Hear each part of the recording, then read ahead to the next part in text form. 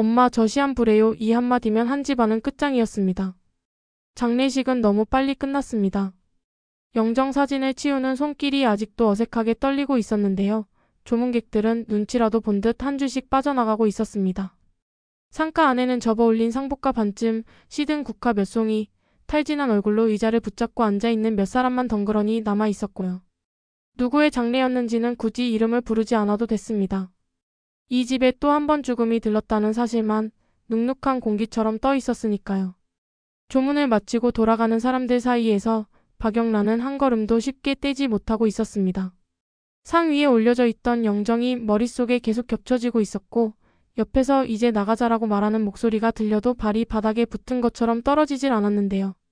정순이는 빈 접시와 컵을 치우면서도 자꾸만 상 위를 힐끗힐끗 쳐다보았습니다. 국화가 축 늘어진 모양이 사람이 쓰러져 있는 모습처럼 보여서 한 번 눈을 돌리고 나면 또 다시 확인하고 싶어지는 이상한 강박이 생겼고요. 장례식장은 그렇게 끝났다라는 말만 남기고 사람들을 뿔뿔이 흩어놓고 있었습니다. 남은 사람들은 각자 제자리로 돌아갔습니다. 어떤 사람에게 그 제자리는 다시 회사였고 어떤 사람에게는 비어있는 집 거실이었고 또 어떤 사람에게는 다시 병원 복도였습니다. 하얀 형광등 아래의 중환자실 복도.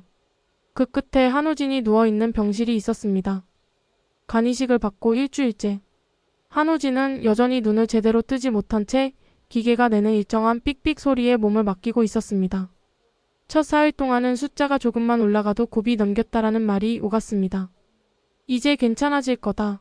조금만 더 버티면 된다라는 말도 중환자실을 오가는 모든 입에서 돌았고요. 하지만 일주일이 지나니까 말투가 슬슬 바뀌기 시작했습니다.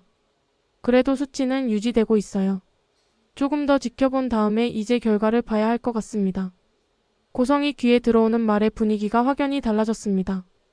초반에는 괜찮다의 방점이 찍혀 있었다면 이제는 그래도와 지켜보자 같은 단어들이 앞에 달라붙어 있었고요. 의사들은 이제 결과를 봐야 한다고 말하고 있었습니다. 더 이상 시간을 핑계로 미룰 수 있는 단계가 아니라는 뜻이었죠. 지은호는 이미 병원을 떠난 상태였습니다.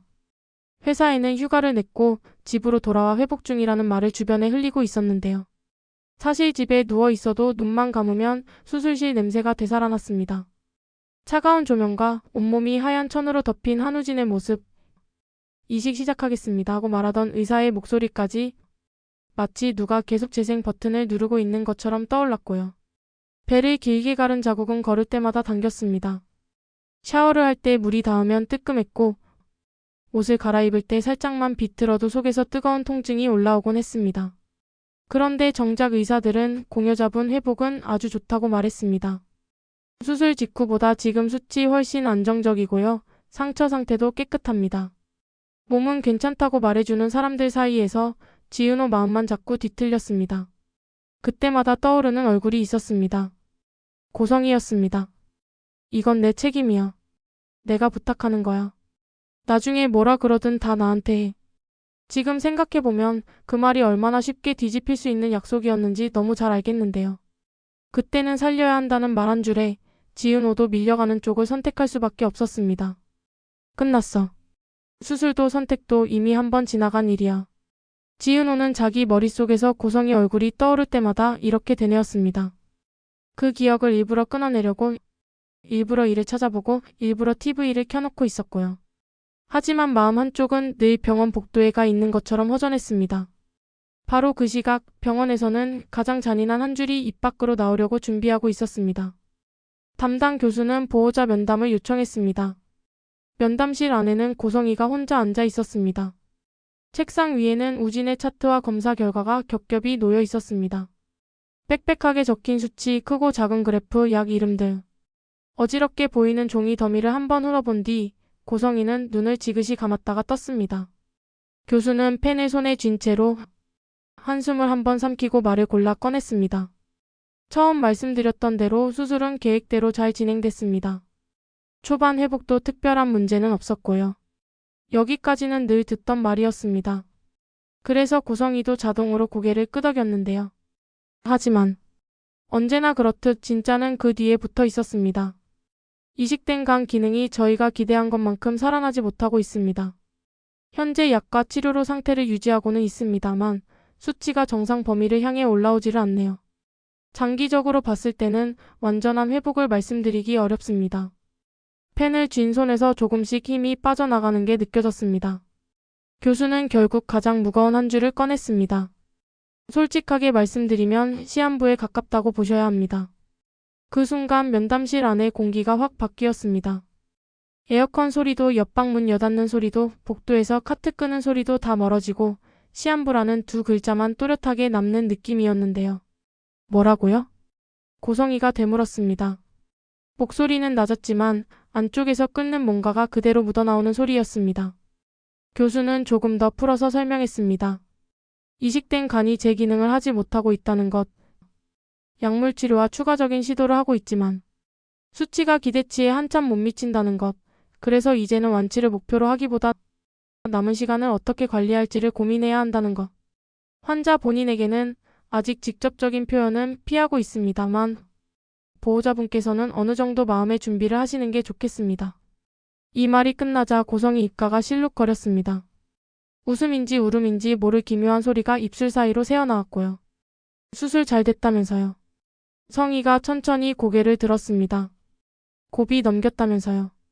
이틀만 버티면 된다. 일주일만 지나면 안심해도 된다. 의사가 직접 그랬잖아요. 그게 다 그때그때 상황 봐가면서 던지는 말이었다는 거예요? 거짓말을 한 건 아닙니다. 교수가 황급히 손을 내저었습니다. 그 당시까지의 경과를 기준으로 말씀드린 거고요. 이후에 예기치 못한 합병증이나 결국 결론은 하나네. 고성이가 말을 잘랐습니다. 우리 우진이 앞으로 평생 하자 달고 살다가 언젠가는 그냥 조용히 꺼지는 쪽으로 갈 거라는 얘기잖아요. 내가 이 애한테 얼마나 쏟아부었는데. 병원 재활 공부 사람 정보 여기까지 끌어올리려고 내가 얼마나 싸웠는데. 이 병원에서 이 의사들한테 이 장비들한테 다 퍼붓고 돌아온 답이 시한부예요. 그 말 속에는 분명히 아들을 잃을까 두려운 마음도 섞여 있었는데요. 그보다 더 진하게 올라오는 건 따로였습니다. 이건 단순히 내 아이가 불쌍하다라는 감정만은 아니었습니다. 병원 치료 재활 학원 과외 인맥.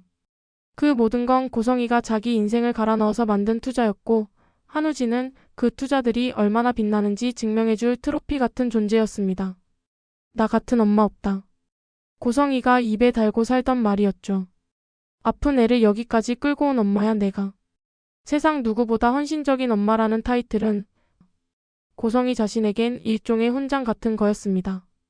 그런데 그 훈장 같은 작품이 망가졌다는 사실, 더는 완벽하게 반짝이는 트로피로 써먹을 수 없다는 현실이 고성이를 미치게 만들고 있었고요.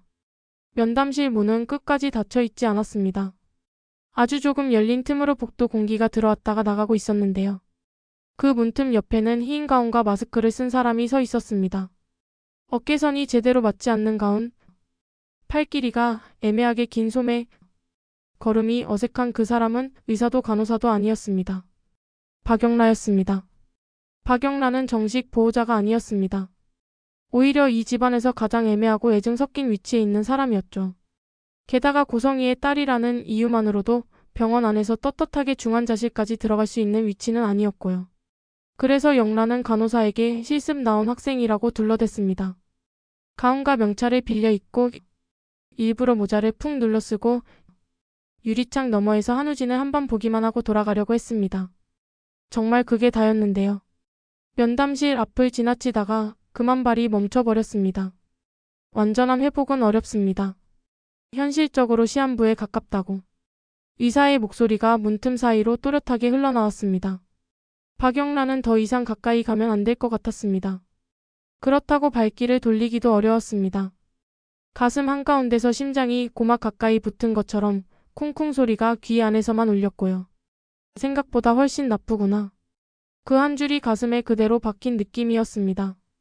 세부적인 수치나 의학 용어는 영라에게 중요하지 않았습니다. 중요한 건 완전한 회복은 어렵다라는 방향과 시한부라는 단어가 의사 입에서 아무렇지 않게 나왔다는 사실이었고요. 정확한 설명을 처음부터 끝까지 들은 사람은 그렇게 해서 고성이 한 사람뿐이었습니다. 하지만 같은 사실에 예상치 못한 방식으로 도달하는 사람이 하나 더 생기게 됩니다. 바로 한우진이었죠. 늦은 밤 간호사 교대 시간. 의료진 몇 명이 복도에서 서류를 주고받으며 이야기를 나누고 있었는데요. 중환자실 안쪽은 기계음과 희미한 조명만이 남아 조용히 흘러가고 있었습니다. 간호사 한 명이 우진의 수액을 교체하고 유리문을 살짝 열어둔 채 옆 동료를 불렀습니다. 이거 좀 봐달라라는 말과 함께 바깥으로 나가면서 문을 끝까지 닫을 틈이 없었습니다. 아주 조금 열린 틈 사이로 복도 쪽 대화가 안으로 스며들었습니다. 그때 누구도 예상하지 못한 타이밍에 한우진이 눈을 떴습니다. 깊게 잠들어 있다가 갑자기 올라온 의식이라 처음에는 여기가 어디인지조차 제대로 인지하지 못했습니다. 하지만 금세 목에 걸린 산소 마스크의 무게와 손등에 꽂힌 주사 바늘의 뻐근함이 현실을 알려줬습니다. 그 와중에 귀로 먼저 들어온 건 유리문 너머에서 오가는 대화였습니다. 어머니께는 시한부라고 말씀드렸어요. 충격이 크신 것 같더라고요. 환자 본인은 모르죠? 아직은요. 그래도 저렇게 의식이 왔다 갔다 하면 언젠가는 눈치채죠. 가족들이 숨겨준다고 다 가려지는 건 아니니까요. 문 닫고 얘기하자. 누군가가 그렇게 말하면서 유리문이 철커덕 소리를 내며 닫혔습니다. 하지만 이미 늦었고요. 시한부. 두 글자만 안으로 정확히 미끄러져 들어와 우진 귀에 꽂혔습니다. 우진은 눈을 감지도 크게 뜨지도 못한 채 그 단어만 되뇌었습니다. 시한부. 그리고 머릿속 어딘가에서 지금까지 들었던 말들이 한꺼번에 대감기되었습니다. 수술만 잘 넘기면 괜찮아질 거야. 조금만 버티면 예전처럼 살 수 있어. 우리 우진 결국 이길 애야. 절대 안 져. 그 말들 사이로 스며든 또 하나의 이름. 박성재. 어릴 때부터 비교의 기준이자 이겨야 한다는 목표로 박혀 있었던 이름이었습니다. 그래, 이제 나는 숫자를 세는 쪽이구나. 언제까지 살 수 있는지, 얼마나 남았는지. 하루하루 날짜를 세야 하는 쪽, 병원에서 관리의 대상이 되는 쪽. 앞으로 무엇을 할지보다는 앞으로 얼마나 버틸지를 계산해야 하는 사람이 돼버렸다는 사실이 한순간에 와 닿았습니다. 다음날 보호자 면회 시간이 열렸습니다. 고성이는 여느 때처럼 완벽하게 꾸민 모습으로 병실에 들어왔습니다. 검은 상복 대신 깔끔한 코트를 걸쳤지만 눈 밑에는 잠을 못 잔 자국이 옅게 드리워져 있었습니다. 물론 화장으로 최대한 가린 뒤였지만요. 입가에는 애써 붙인 것 같은 미소가 걸려 있었고요. 우리 아들. 성희가 침대 곁으로 다가왔습니다. 오늘은 얼굴이 좀 괜찮아 보이네. 엄마가 더 알아보고 있어. 외국 병원도 알아보고 새로운 치료도 찾고. 의사들 말 너무 진지하게 들을 필요 없어. 아직 아무것도 확정된 거 아니라잖아. 그 말은 사실 자기 자신을 향한 최면이기도 했습니다. 아직 아무것도 확정된 거 아니다. 이 말을 몇 번이고 반복하지 않으면 지금 당장이라도 무너져 내릴 것 같았거든요. 한우진은 산소 마스크 너머로 숨을 몇 차례 고른 뒤 천천히 엄마를 똑바로 바라봤습니다. 엄마. 응, 왜? 엄마는. 우진이 잠시 말을 멈춘 뒤 가슴 깊숙이 숨을 밀어 넣었다가 내보냈습니다. 아직도 내가 성재 형 이길 수 있을 거라고 생각해요? 짧은 한 줄이었지만 이 말 속에는 몇십 년 동안 쌓아 올린 모든 게 실려 있었습니다. 어릴 때부터 고성이는 똑같이 말했었습니다. 넌 결국 성재 이길 애야. 고성이의 얼굴에서 미소가 서서히 사라졌습니다. 그게 지금 왜 나와? 성희가 일부러 아무렇지 않은 척 말했습니다. 넌 그냥 건강해지는 것만 생각하면 돼. 그런 소리는 나중에. 몸 멀쩡한 것도 아니고 지금 시한부래. 우진이 조용히 말을 잘랐습니다. 나도 알아. 어제 들었어. 간호사들이 복도에서 하는 얘기. 엄마한테는 솔직하게 말해줬다고 했잖아. 시한부라고. 고성이 손이 난간을 잡은 채로 멈춰 섰습니다. 눈동자가 잠깐 흔들렸지만 금세 딱딱하게 굳었고요. 그래서 묻는 거야, 엄마. 우진이 다시 물었습니다. 이제도 아직도 내가 박성재 형 이길 수 있을 거라고 진심으로 생각해? 엄마가 머릿속에서 그려온 그 완벽한 이야기 안에 시한부 받은 나는 어디에 들어가 있어? 이건 단순히 내가 그 형보다 잘나질 수 있냐를 묻는 게 아니었습니다. 지금까지 나를 도대체 뭐로 보고 키운 거냐? 그 질문이었고 트로피로 살아온 아이가 처음으로 그 역할을 거부하는 순간이기도 했습니다. 고성이는 입술을 몇 번이나 달싹거리다가 결국 제대로 된 답을 내놓지 못했습니다. 넌. 겨우 뱉어낸 말은 이거였습니다. 지금은 그런 소리 할 힘이 있으면 버틸 생각을 해. 기적이라는 것도 있고 의학이 다 아는 건 아니래. 엄마는 포기 안 해. 절대 안 해. 말의 방향은 끝까지 나였습니다. 나는 포기 안 하는 엄마다. 나는 끝까지 버티는 사람이다. 한우진은 그 말을 더 이상 위로로 받아들일 수 없다는 걸 깨달았습니다. 그래도 지금 이 자리에서 정면으로 그게 문제야라고 말해버릴 용기는 없었고요. 그래서 이상하게 삐딱한 미소를 지으며 이렇게 덧붙였습니다. 그래. 엄마는 포기하지 마. 대신 제발 나를 누구랑 비교하면서 버티지는 말자. 난 그게 너무 지쳤어. 짧은 한 줄이지만 그 말은 이 집안 전체를 향한 선언처럼 들렸습니다. 잠시 후 병실 안에는 기계음만 남았습니다. 둘 사이로 스며든 침묵이 꽤 길게 이어졌고요. 그 침묵 속에서 고성이는 아주 다른 결론을 속으로 내리고 있었습니다. 이 사단을 낸 건 나 말고 다른 인간들이다. 그래야 버틸 수 있었으니까요. 그리고 고성이 머릿속에서 아주 빠르게 대상이 정해졌습니다. 수술대에 올라간 사람 지은호. 자기 뜻대로 사랑을 하겠다고 날뛰던 딸 박영라. 그 영라 곁에서 버티고 서 있는 마음에 안 드는 남자 이지환. 셋 다 고성이 눈에는 화를 돌릴 수 있는 사람들로 보였습니다. 병실을 나온 고성이는 복도 끝으로 걸어가 휴대폰을 꺼냈습니다. 번호를 누르는 손가락에는 단 1초의 망설임도 없었습니다. 연결음이 한 번 울리고 아직 회복 중이라 힘이 덜 돌아온 지은호의 목소리가 들려왔습니다. 지은호. 우진이 시한부래. 은호는 제대로 숨조차 쉬지 못했습니다. 목 안쪽에서 뭔가가 걸리는 느낌이 들었습니다. 수술은 잘 됐다, 고비 넘겼다, 이제 안심해도 된다 다 그랬잖아. 고성이가 말을 쏟아냈습니다. 근데 결과가 이 꼴이야. 이식된 간이 버티질 못한대. 의사들은 원래 애 몸이 어쩌고 예후가 어쩌고 떠들어대는데 나는 있잖아. 결국 딱 하나만 보이더라. 제가. 그래. 성희가 말을 잘랐습니다. 내가 했지. 내가 그때 뭐라 그랬는지 기억나? 그때는 분명히 내가 빌었어. 근데 지금 결과가 이렇잖아. 잠시 말을 멈추고 숨을 한 번 깊게 들이마셨습니다. 여자 몸으로 그 체격으로 수술대에 올라간다고 했을 때 혹시라도 그게 변수될 수 있다고, 나중에 문제 될 수 있다고 말해준 사람 한 명도 없더라. 의사도 너도. 그 말 한 줄이라도 했으면 내가 이렇게까지 원망하겠어? 그건 그런 의미가 아니고요. 제 상태는 검사상으로는. 변명하지 마. 고성이 목소리가 싸늘하게 가라앉았습니다. 나 지금 그래도 잘했다는 말 듣고 싶어서 전화한 거 아니야. 그냥 이 말만 기억하라 그러려고 전화한 거야. 우리 우진 인생 이렇게 꼬인데 내 목도 분명히 있다는 거. 이게 다 선한 일한다고 설쳤던 결과라는 거. 통화는 그렇게 일방적으로 끊겼습니다. 휴대폰 화면이 꺼진 뒤에도 지은호는 한동안 가만히 있었습니다. 침대 모서리에 앉은 채로 상처 부근을 한 손으로 감싸쥐고 숨을 어떻게 쉬어야 할지 몰라 허공만 바라보고 있을 뿐이었고요. 내가 안 했으면 이 아이는 어떻게 됐을까? 그냥 그때 거기서 끝났을까? 아니면 다른 누군가가 대신 올랐을까? 수많은 만약이 머릿속을 스쳐 지나갔습니다. 하지만 결국 남는 사실은 두 개였습니다. 우진의 몸 안에는 지금 지은호의 간이 들어가 있다는 것. 그리고 우진이 시한부 선고를 받았다는 것. 그 두 줄이 지은호를 숨막히게 만들고 있었습니다. 같은 시간 병원 밖 냉기 속에서는 박영라와 이지환의 관계도 서서히 무너져 내리고 있었습니다. 병원을 빠져나와 인도 위에 서자 차가운 바람이 한꺼번에 몰려왔습니다. 영라는 가운을 벗어들고 손에 쥔 채 가만히 도로 쪽을 바라봤습니다. 신호등이 바뀌고 차들이 지나가는데 눈앞 풍경이 마치 소리가 꺼진 화면처럼 멍청하게 느껴졌습니다. 그때 휴대폰이 울렸습니다. 화면에 뜬 이름은 너무 익숙했죠. 이지환.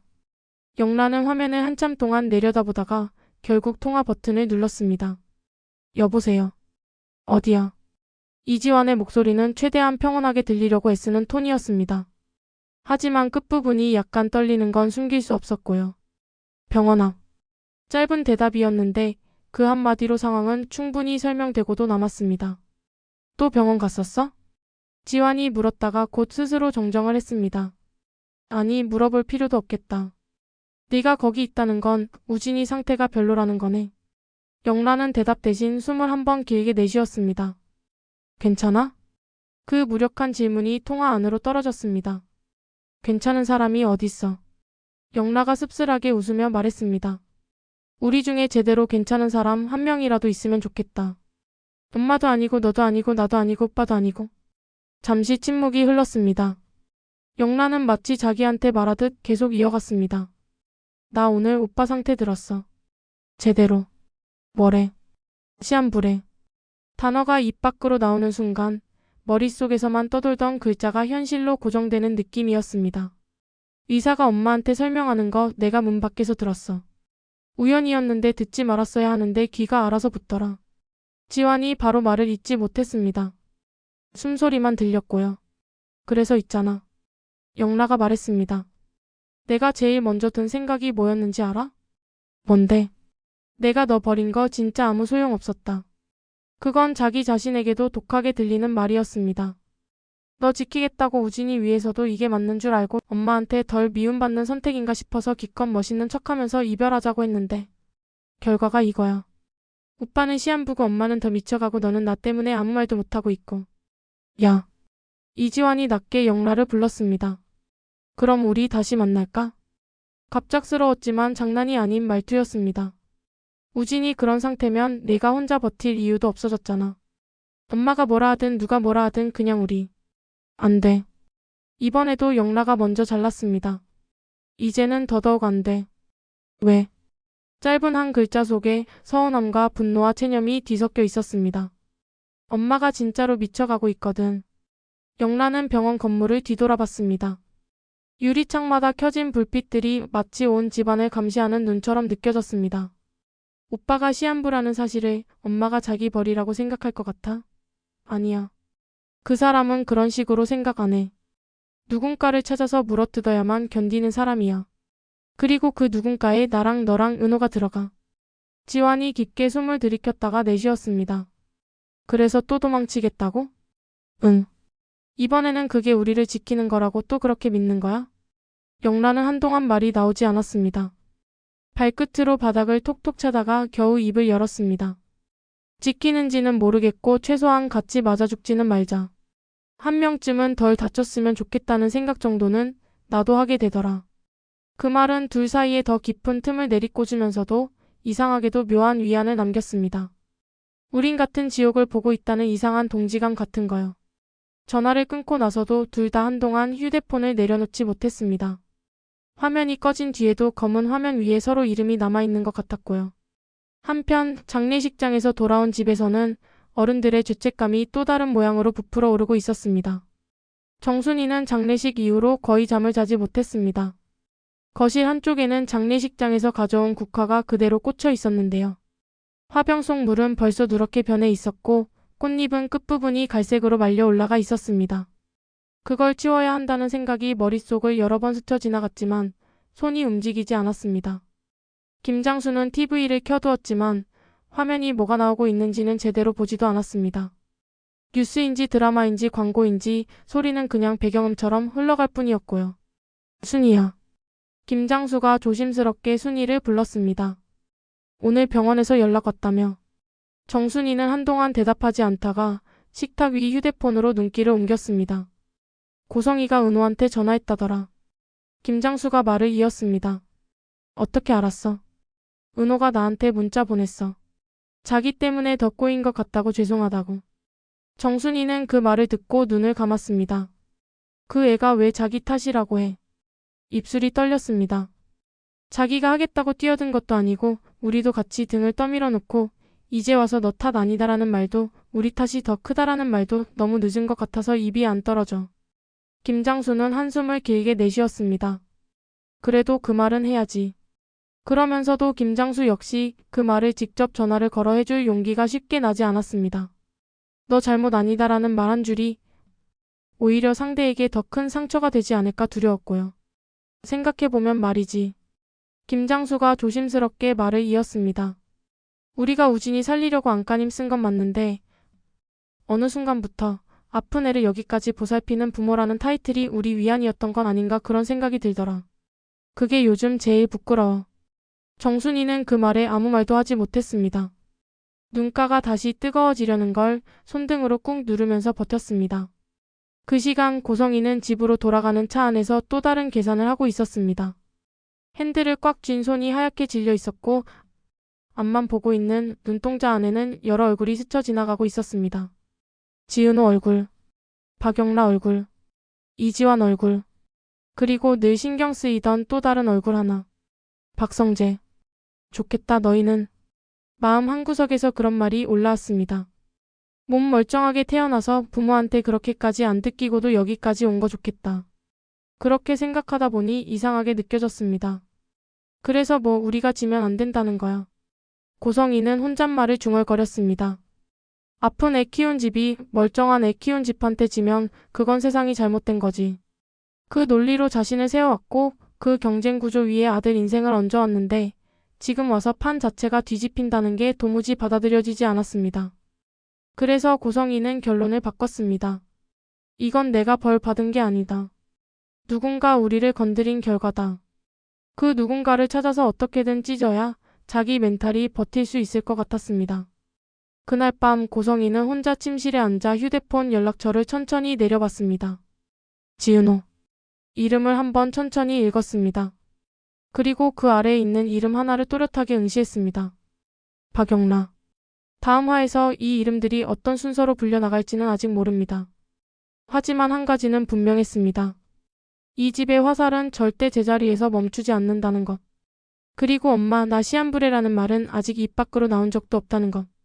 그 한 줄이 실제로 누군가 입에서 튀어나오는 순간 이 집안의 화려한 날들은 진짜로 지옥 불꽃을 보게 될 겁니다. 우리는 어쩔 수 없이 다음 회를 기다리게 되겠죠.